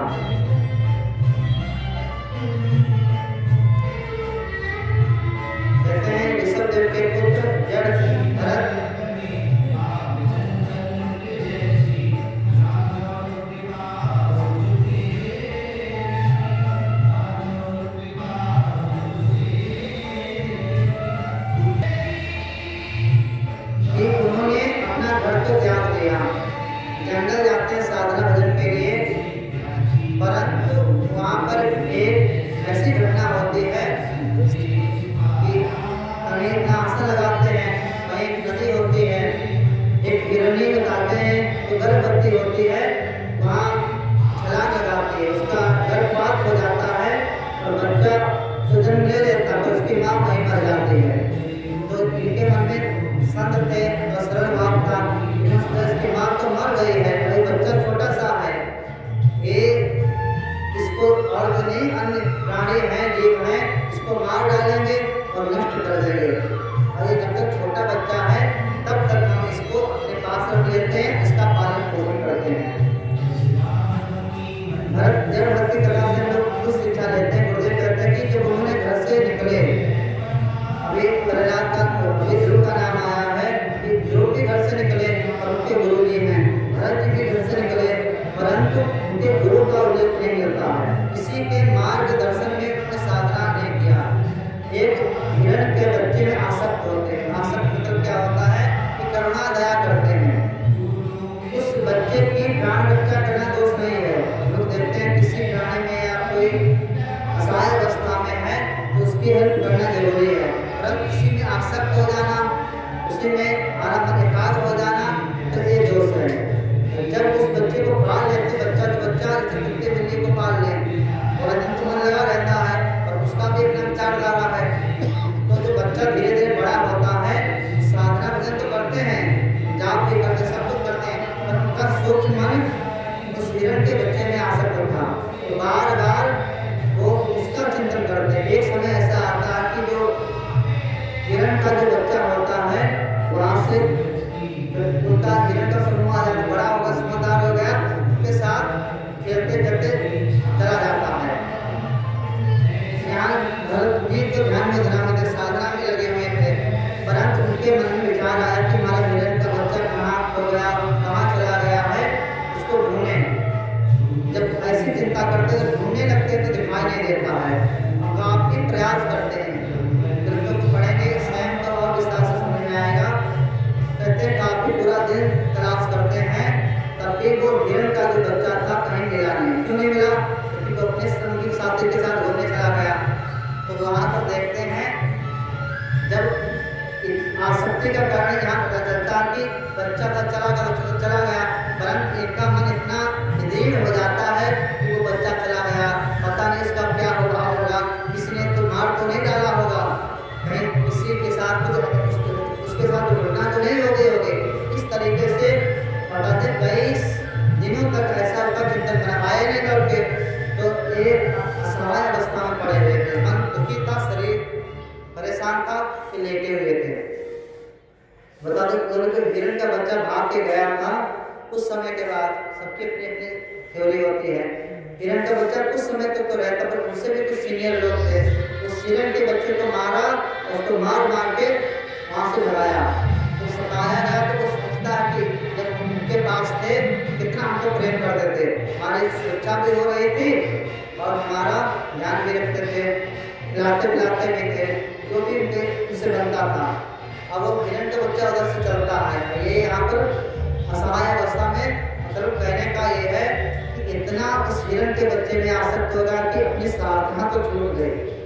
यहाँ पर कहते हैं कि दोषारोपण नहीं है कि शिक्षा लेनी है, कि सब कुछ है, घर छोड़ दिया, परिवार छोड़ दिया, अटका गए हिरण के बच्चे में। जब लेटे होते हैं तो उसी बीच में वो हिरण का बच्चा आता है और एक इनका शरीर कुछ ज़्यादा दुबला पतला या असहाय हो गया था, तो इनको आते आते पक्षी कैसे प्रेम करते हैं, चाटने लगते आते हैं, और आते ही इनके पैरों को चाटने लगता है, और चाटते चाटते बच्चे को देख लेते कि बच्चा लगभग आ गया। अंदर तो खुशी मिलती है, परंतु घटना दूसरी होती है कि उसी समय इनके प्राण चले जाते हैं, छूट जाते हैं। हिरण का बच्चा था और ये नहीं पाते तो मर जाता, एक निमित्त बन गए जीवन बचाने के लिए, फिर वो चला गया, उनकी तो एक जन की यात्रा बढ़ गई। तो यहाँ पर हम लोग अपने घर परिवार के माध्यम से समझने का प्रयास करें। संत लोग बड़े अच्छे अच्छे चुटकुला सुनाते हैं कि यदि कोई व्यक्ति होता नहीं है, भजगोविंदम को पढ़ो कि अंगम गलितम पलितम मुंडम दशन विहीनं जातं कुंडं वृद्धो याति गृहीत्वा दण्डं तदपि न मुञ्चति आशापिण्डं भज गोविन्दं गोविन्दं भज मूढ़मते। इतना ही समझे कि पूरा जीवन हमारा खत्म हो जाता है और लास्ट में अंतिम क्षणों में अपने जीवन शैली से टैली करें तो कहते हैं कि सब कुछ व्यक्ति मरणावस्था में है तब भी उसको क्या चिंता होती है, आशा। यहाँ पर आशा शब्द लिया गया कि तब भी सोचता कि हम चले जाएंगे तो क्या होगा, ये दुकान कैसे चलेगी, ये घर परिवार कैसे चलेगा, हमने कितना अच्छा बना के तैयार किया है। तो कहते हैं कि मनुष्य की वृत्ति है। शास्त्र हमको निर्देश देते बताने का प्रयास करते हैं कि जड़ भरत की कथा से हम दोषारोपण नहीं लेना है, सती की कथा से हमें दोषारोपण लेना कि सती जी के मन में संशय आता है तो उनकी भी यात्रा बढ़ जाती है। जड़ भरत में दोषारोपण इतना करके उनके जीवन में ऐसी घटना होती है, हम सबके जीवन में आती होगी कि घर तो छोड़ दिया पर हमारा कोई गुरु नहीं है, हमारा कोई गाइड करने वाला नहीं है। अभी हमें बहुत अच्छी में घटना आती है, एक लाइन में समझना कि एक चींटी, बहुत अच्छा दृष्टांत है 2 लाइन का, कि यदि एक चींटी यहाँ से सीतापुर मान लो, मोहाली से सीतापुर जाना चाहे तो अपने आप चलेगी तो कितना टाइम लग जाएगा। कहते हैं कहीं हो सकता पहुंच ही नहीं सकती क्योंकि रास्ते में किसी ट्रक के नीचे आ जाएगी, किसी पैर के नीचे आ जाएगी, किसी न किसी कारण से दुर्घटना हो जाएगी, मर तो जाएगी, वहां तो नहीं। तो कई वही चींटी उसके सहयोग हो जाता है, किसी व्यक्ति की कार में बैठ जाए या किसी व्यक्ति के कपड़े पर चढ़ जाए, फिर पहुंचना हो तो कितनी जल्दी करके आधे घंटे पहुंच जाएगी। तो बाकी इसी तरीके से हम अपनी सामर्थ्य, चींटी अपनी सामर्थ्य नहीं पहुंच सकती, तो उसी तरीके से अपनी सामर्थ्य अपनी साधना के बल पर यदि हम चाहें तो कहते हैं कि एक ने कई जन्म भी लग सकते हैं पर अपने लक्ष्य तक नहीं पहुंच सकते। तो इसलिए शास्त्र कहता कि किसकी शरण में किसी शास्त्र की शरण तो लेना पर अपनी मर्जी से नहीं, अपनी मर्जी से लेके पढ़ेंगे कुछ समझेंगे कुछ, किसी संत की किसी गुरु की शरण, संत से अच्छा सबसे श्रेष्ठ सदगुरु की शरण, उनके मार्गदर्शन में चलते चलते जो यात्रा हमारे कई जन्मों की है वो इसी जन्म में हो सकता हम 10 जन्म का प्रयास कर रहे हो, गुरुदेव की शरण में आके एक जन्म में ही पूरा नहीं होगा, 2 जन्म में, इस जन्म में जितना भी साधना भजन या गुरुदेव का सत्संग सुनेंगे नष्ट नहीं होने वाला। तो कहते हैं उससे हमारी यात्रा कम होगी, अपने बल से करोगे तो मुश्किल है, मुश्किलें बहुत ही दुर्लभ है। तो वही बात यहाँ भरत की कथा से स्पष्ट होती है कि उनके जीवन में थोड़ी सी गलती हुई, पर हम भी ये भी कह सकते हैं, गीता जी में बार बार आता है योग भ्रष्ट, हम लोग के जीवन में भी आ सकता है। कोई बच्चा है साधना किया है, कोई महात्मा बन गया फिर भटक गया तो क्या होगा उसका, कि वो तो फिर उसका 5-10 साल साधना किया तो बेकार हो गया करना। यहाँ पर हम लोग देखते हैं कि जड़ भरत से एक मन में विवेक तो जगा था, घर तो छोड़ा था, परिवार तो छोड़ा था, तो क्या होता है कि जो घर छोड़ते हैं बच्चे में आसक्त होते हैं, शरीर त्याग देते हैं, उसका तो हित होगा तो इनकी यात्रा बढ़ गई। कहते हैं कि वो इनका जो ज्ञान था वो नष्ट नहीं हुआ, इस जन्म में भरत होते अगले जन्म में किसी राजा के यहाँ पे जन्म लेते हैं। पहले नंबर में तो एकदम अंत काले या मति सागति, भरत के चित्त में हिरण का चिंतन हुआ, अगला जन्म हिरण मिला। तो वहां पर घटना यह दिखाई जाती है, शास्त्र में वर्णन है कि उनके चित्त में जो साधना किया भजन किया कुछ भी वो मिटता नहीं है। वो हिरण के शरीर में पहुंचने के बाद ये सोचते हैं कि हम तो घर छोड़ के निकले थे और हम हिरण के शरीर में आ गए, तो उनके मन में आता कि हमने पिछले जन्म में किसी बच्चे से प्रेम किया था, इस वजह से हम पशु हिरण के शरीर में हैं। तो उस शरीर में वो रहते हुए भी भक्ति कुत्ते बिल्ली देखते हैं वो भी साधना संपन्न होते हैं, माने मंदिर के किनारे बिल्कुल बहुत ऐसे भी होते हैं कि कुछ भी नहीं खाते हैं। तो ऐसे ही वो हिरण भी ऐसा था कि उसने सोचा कि हम किसी भी कारण बस इस शरीर में आ गए हैं पर हम इस शरीर में रहेंगे नहीं जा रहे हैं। तो कहते हैं उपाय क्या है, तो कहते हैं भूख प्यास, माने भूखे रहते हैं, पानी भी नहीं पीते कई दिनों तक पानी, कि जो शरीर को हिरण का प्राप्त हुआ था वो जल्दी से जल्दी इनका छूट जाता है, शरीर छूट गया, अगला जन्म फिर मनुष्य का शरीर मिलता है, फिर जो उनका ज्ञान था वो नष्ट नहीं हुआ था, राजा बनते हैं। उनकी जिंदगी बहुत सी घटनाएं हैं कि पिताजी ने कहा गायत्री मंत्र याद कर लो, संत लोग सुनाते हैं, नहीं सुनाते हैं, कहते आज अगर ये सुना देंगे तो कहेंगे पुरुष याद कर लो, तो कहेंगे कुछ और याद कर लो, माने अनुपयोगी बन के रहते हैं। इस तरीके से सभी लोगों को नकारा समझने लगते हैं। नंबर 1, पिताजी तो शरीर शांत हो गया, माता जी का भी शरीर शांत हो गया, भाभी आ गई, भाई थे।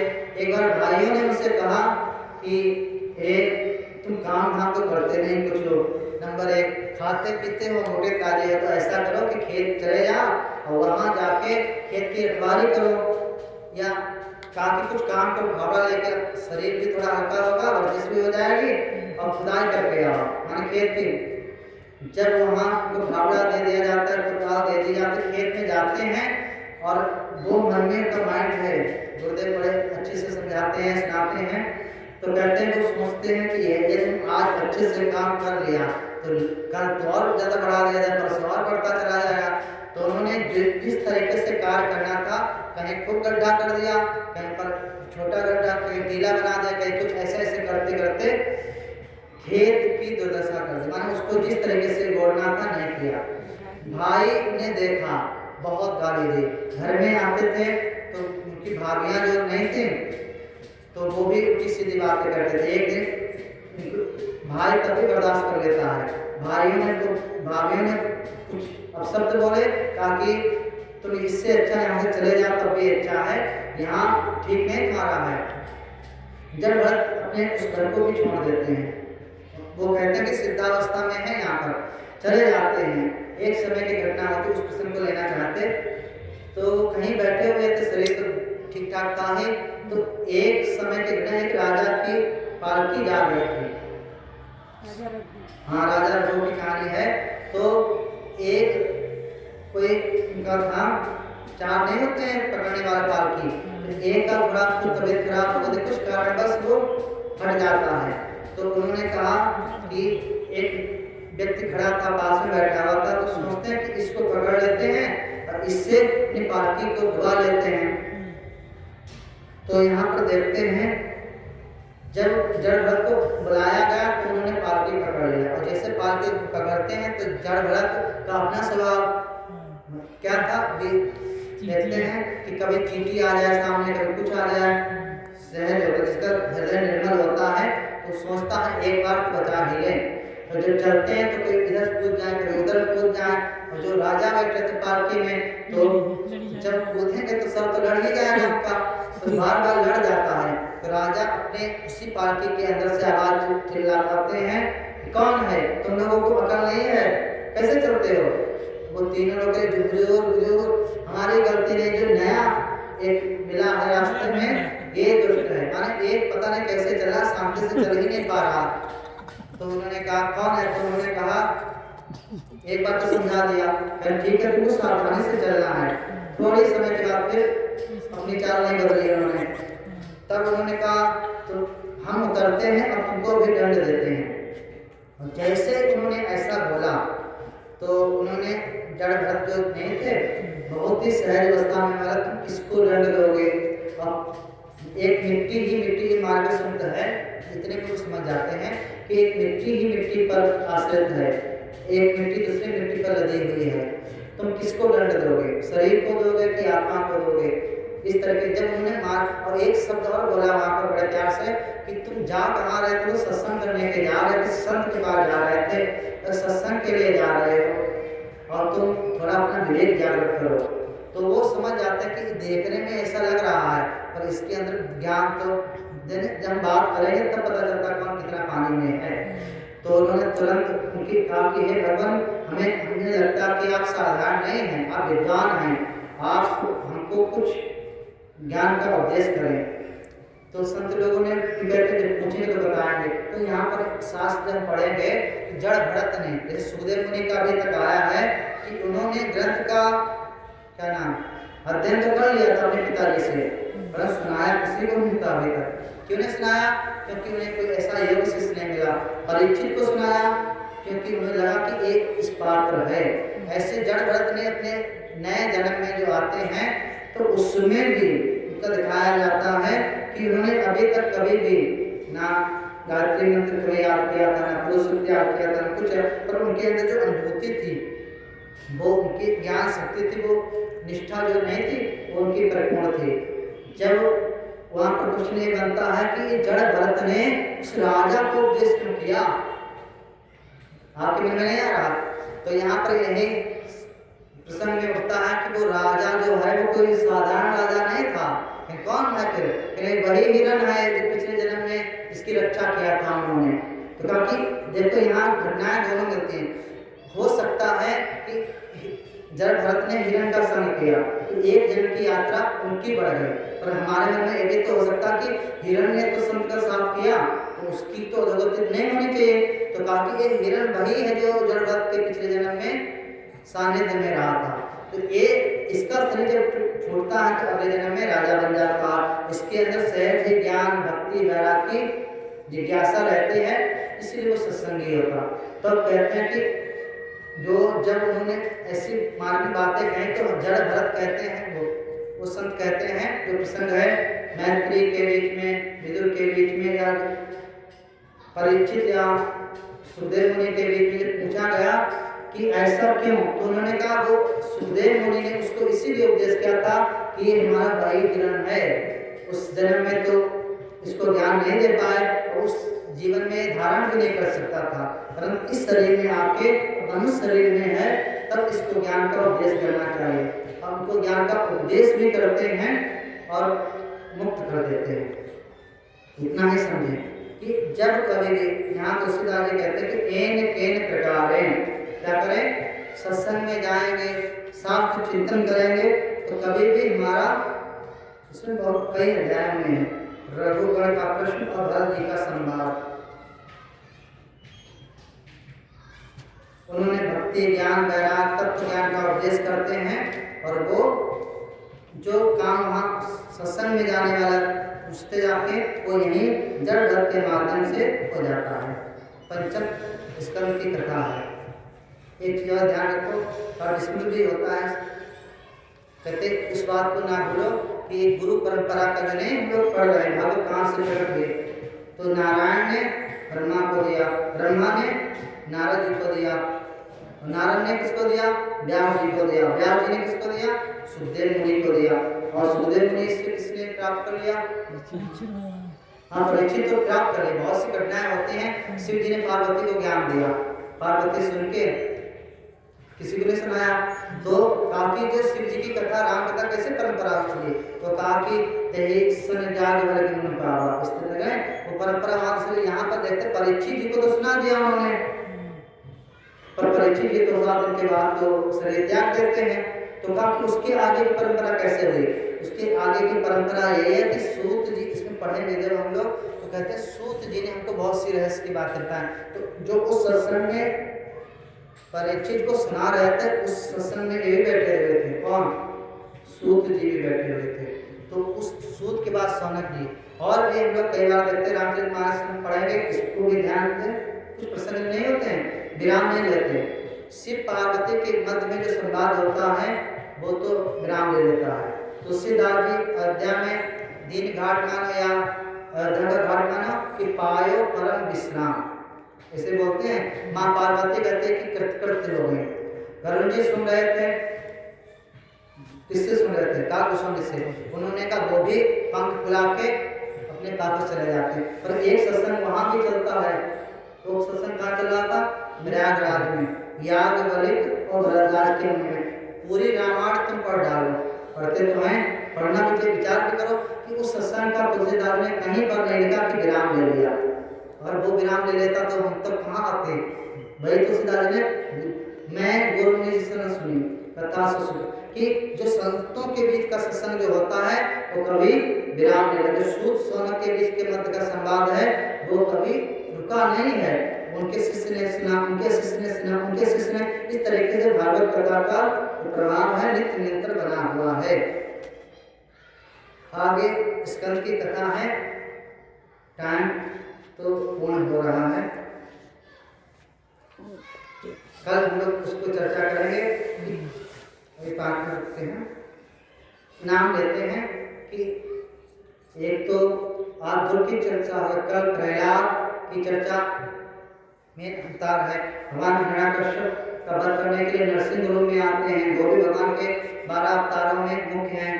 तो कल प्रहलाद चरित्र और नाम, अभी हम इसमें जो पीछे हम लोग पढ़ चुके हैं, तो कहा कि अपने कल्याण के लिए कुछ चीजें होती हैं, नाम, रूप, लीला, धाम। तो इसमें आगे की जो कथाएं हों, इन्हीं में सत्संग अटका है कि कोई नाम के सहारे बढ़ गया, नाम के सहारे प्रहलाद ने भी मंत्र का आश्रय लिया और अपना कल्याण कर। नाम की विशेष रूप से कैसी महिमा है, तो वो कहाँ से प्राप्त होता है, वो अजामिल की कथा से प्राप्त होता है। समझ रहे हो कि अजामिल का कैसा भगवान कैसे उद्धार करते हैं, कितना पापी था, पर उसने कुछ क्या किया था, अपने पुत्र का नाम नारायण रखता है। उस अपने अनजाने में भगवान का नाम लेता है, तो उससे ही उसका कल्याण हो जाता है। इस तरीके से कल लोग इन कथाओं को विस्तार से देखेंगे। इतना विचार करो कि भागवत जो सत्संग है, सत्र है, बहुत है। हम लोग तो कभी छू भी नहीं पा रहे, सबके नाम भी नहीं ले पा रहे, जितनी बुद्धि है, जितनी समय है। कल चौथा दिन रहेगा, जो भी जितनी भी कथाएं भगवान की स्मरण में आएंगे, जितना समय होगा हम लोग अध्ययन करेंगे। यहीं पर विराम देते हैं। सर्वे भवन्तु सुखिनः, सर्वे सन्तु निरामयाः, सर्वे भद्राणि पश्यन्तु मा